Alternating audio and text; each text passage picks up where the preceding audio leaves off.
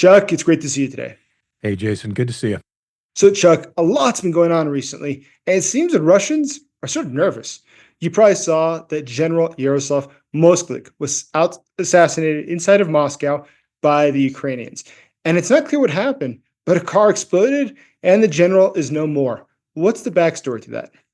Well, it wasn't just your garden variety general per se. General Moskalik was the chief of the main operations directorate of the Russian general staff. So he was the operations officer uh, of the entire army.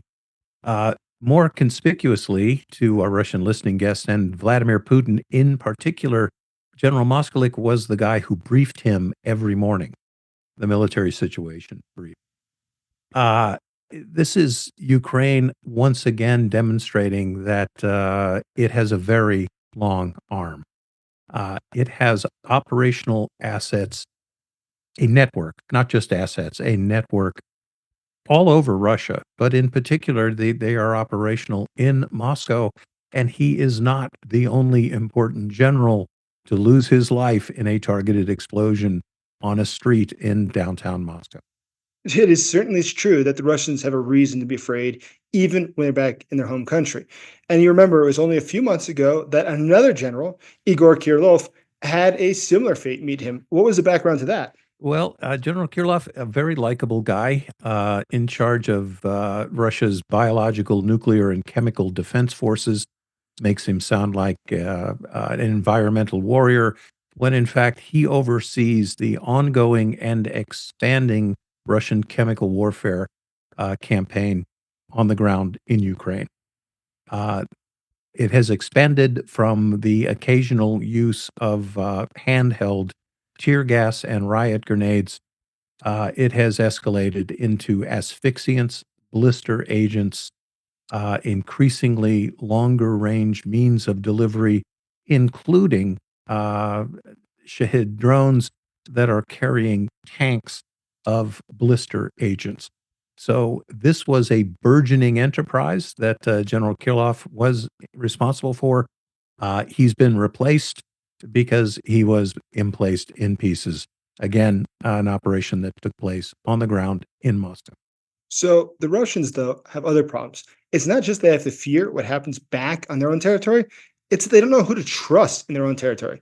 You probably saw last week a story broke that one of the chief negotiators for Russia, Kirill Dmitriev, who has studied in the United States, he went to high school in the United States, then he went to university in the United States, went to Stanford, went to Harvard, and he's one of the top negotiators now with the United States.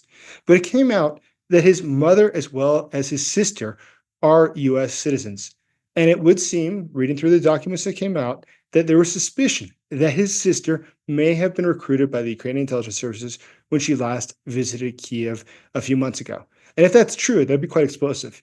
It mean that one of Putin's top lieutenants, one of the people he trusts the most, so much so that his own daughter does business with Dmitriev's wife, sharing millions and millions of assets together. If this is true, that these people are working for the Ukrainian intelligence or cannot be trusted, it would be a huge setback for Putin. But that's part of the problem that this regime has.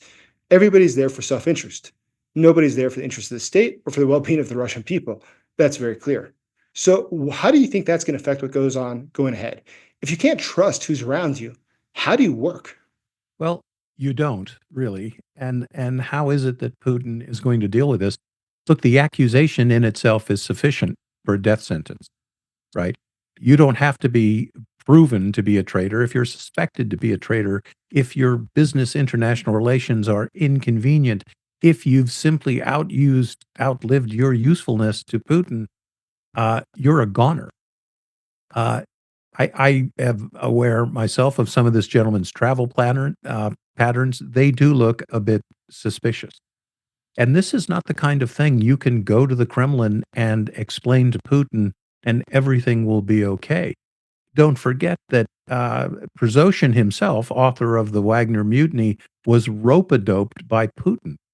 They had 32 in-person meetings after the mutiny until his jet fell out of the sky. Putin plays a long game, and it's a game that he learned from Marshal Stalin. He gets even, absolutely, and he doesn't necessarily need a legal precedent for executive action.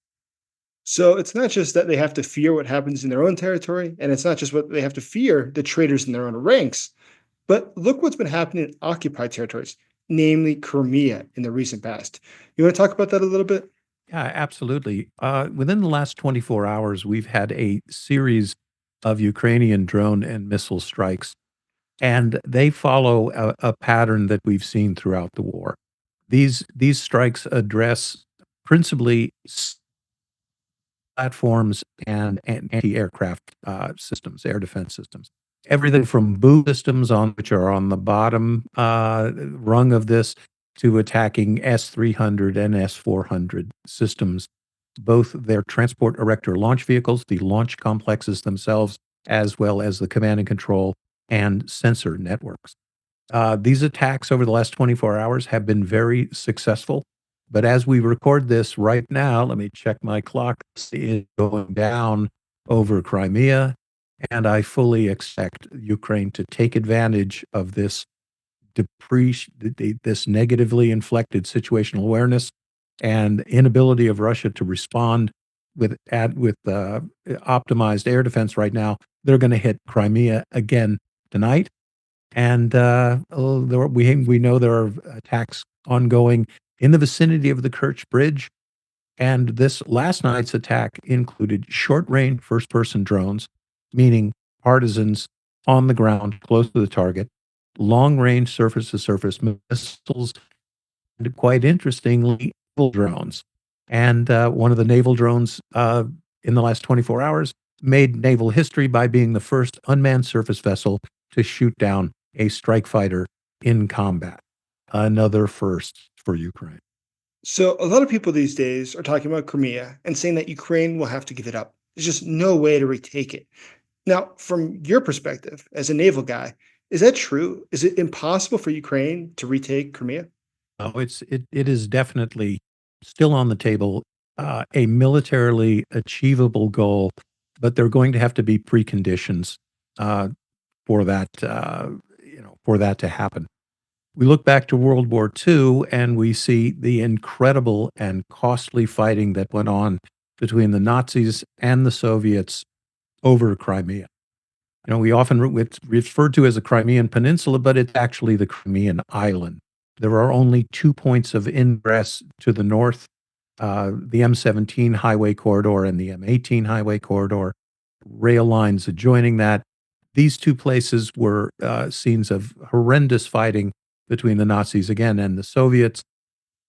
What will be different for a Ukrainian takeback is they will isolate Crimea, they will destroy the Kerch Bridge, they will paralyze Russian logistics, they'll squeeze off fuel and fresh water, and they're going to let those Russian occupation forces die on the vine. And the other thing that allowed the Soviets to fight so hard is the Germans were not able to cordon off Crimea. The Russians kept landing amphibious troops. But now, in the age of the R-360 Neptune missile, Russia's amphibious forces are no longer a factor. So the short answer is you're damn right they can take Crimea back. It's going to take some planning and some preconditions to be safe. So building on that, why exactly is Crimea so important from a naval standpoint? Why is this not just a piece of land, but something that really does matter for the national security interest of Ukraine? Well, as long as it's occupied by the Russians, as long as Sevastopol is a uh, operational naval base, Russia has its fingers around Ukraine's throat, both in terms of national sovereignty and in terms of freedom of navigation. And an occupied Crimea will allow Putin to pinch off Ukraine's commerce, whenever it wants. So we all remember, or probably we don't, because it's not worth what the Russians signed the paper on, their agreement for the grain corridor. Well, that totally went to hell. The fact is that Ukraine enforced its own zone of naval superiority. They've defeated the Black Sea flotilla functionally, pushed it back to Novorossiysk, and now they're able to cling to the northern coast of the Black Sea, the Danube estuary, and conduct their own trading. But long term, for Ukrainian sovereignty and economic prosperity, they're going to need the Russians out of Ukrainian Crimea. So, if Ukraine were to make a move for it and get back Crimea, would that start, you think, before or after liberating the other territories in eastern Ukraine? What would be the order of precedent of what comes first? Well, you'd want to uh, get to the Sea of Azov. You probably, and this would just be textbook. This isn't the only way to skin a cat, and militarily, the obvious way to skin a cat is not usually what you want to do. But in an ideal situation, the Ukrainians would push south, get to the Sea of Azov, cut the Kerch Bridge. By getting to the Sea of Azov, they could extend their anti-ship missile capabilities to close off Russian surface commerce so that the traffic going across the Kerch Bridge could not be replaced by amphibious landing ships, freighters, etc. And you'd really want to soften up Ukraine by making sure if there are Russian forces still there, they are bottled up, they are hungry, they are short of ammunition, and food and water is a problem. That makes morale collapse. And, while this is going on, you will use Ukraine's highly capable naval special warfare operations to conduct across the beach ops. And we have considerable evidence of existing partisan and deeply inserted special operations forces occupy in Crimea right now. And in fact, this last series of drone strikes, some of the video I looked at was from first-person drones, meaning there were guys on the ground in Crimea launching these shorter range weapons, which Ukraine has often done to coordinate these longer range strikes.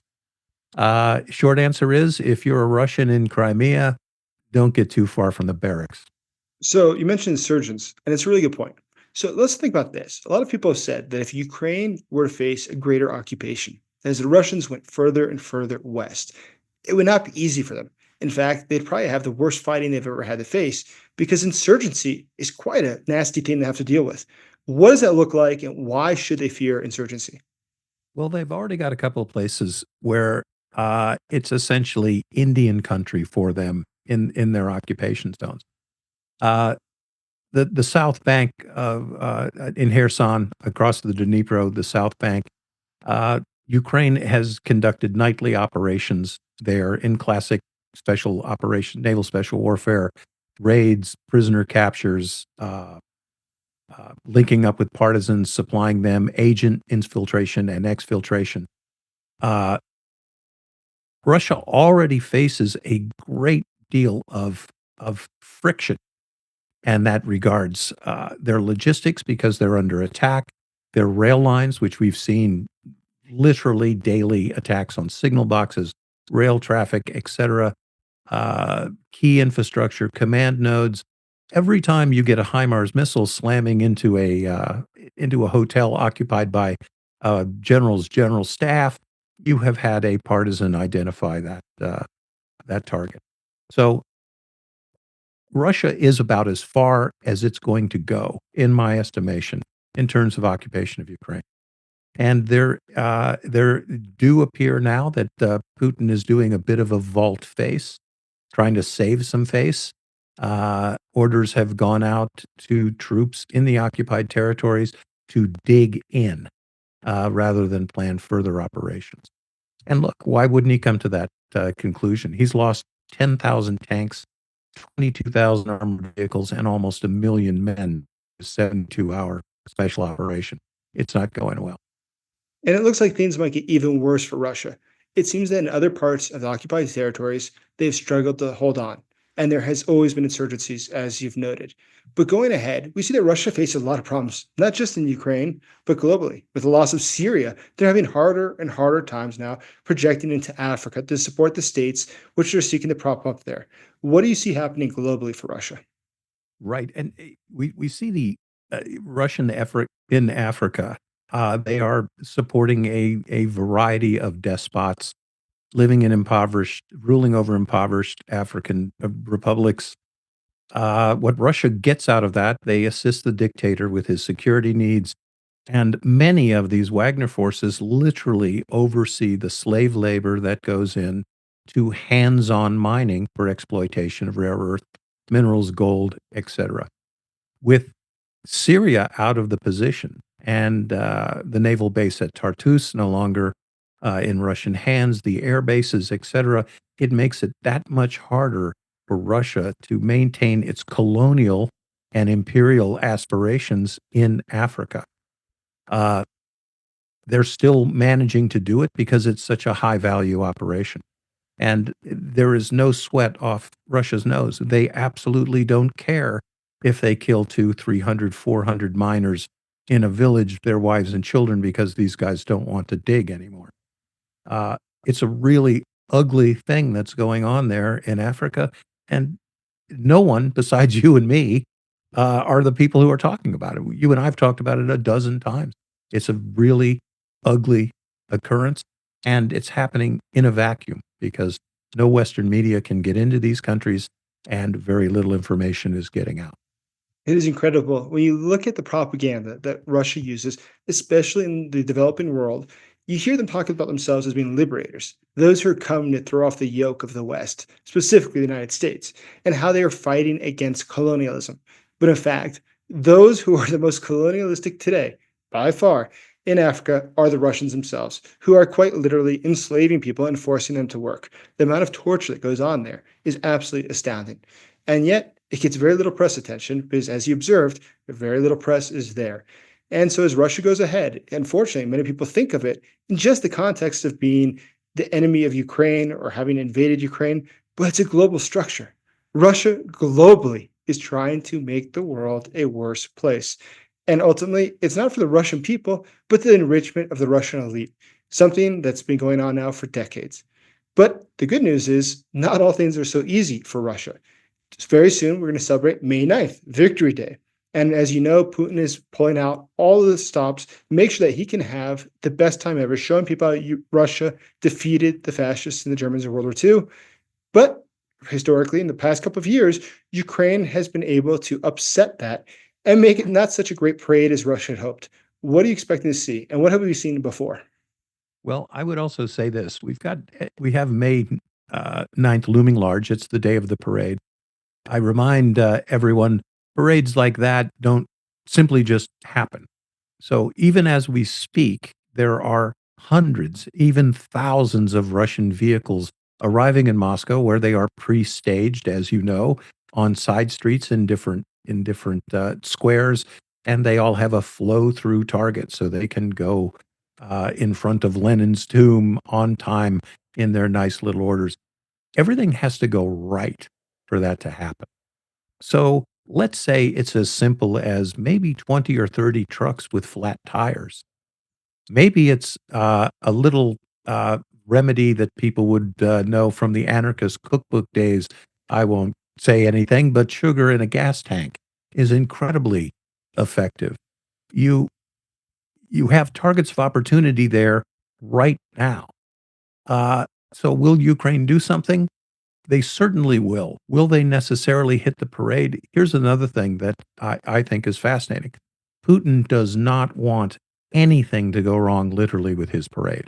So he has scraped air defense assets from all over the country and pulled them out of some other critical locations to protect his little event. That will create weaknesses on other targets of strategic importance. Whether or not the parade gets hit, and I truly think it will, watch for attacks leading up and look for command and control, oil refineries, ammunition depots, uh, ballistic missile storage areas. These places, some of these are going to be wide open, soft targets during the window of the parade, and Ukraine will definitely be taking that advantage.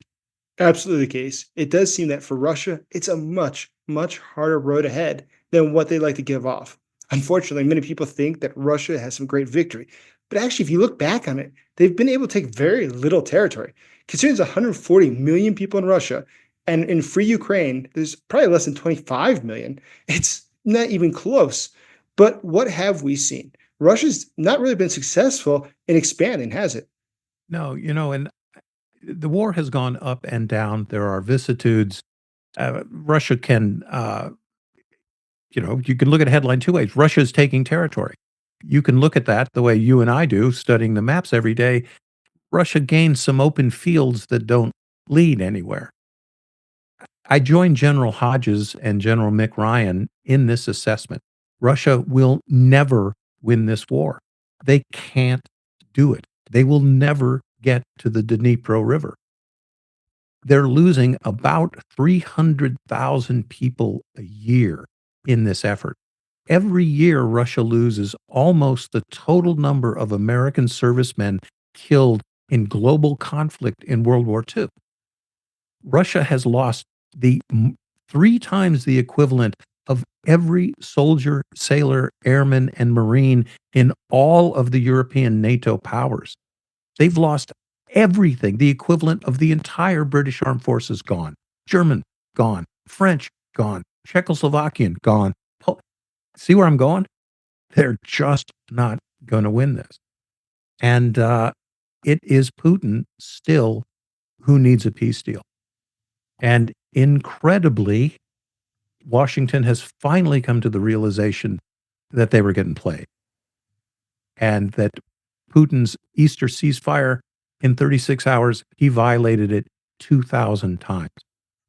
Now, whether or not this ceasefire is honored in the breach or into the letter and spirit of its paperwork, we'll see. But I think that Putin's got some surprises coming at the parade, and I wouldn't want to be on his security detail. That's right, Chuck. And we can certainly hope that Putin has an explosive May 9th. It was great talking with you. Thank you, Jason. Good to talk to you.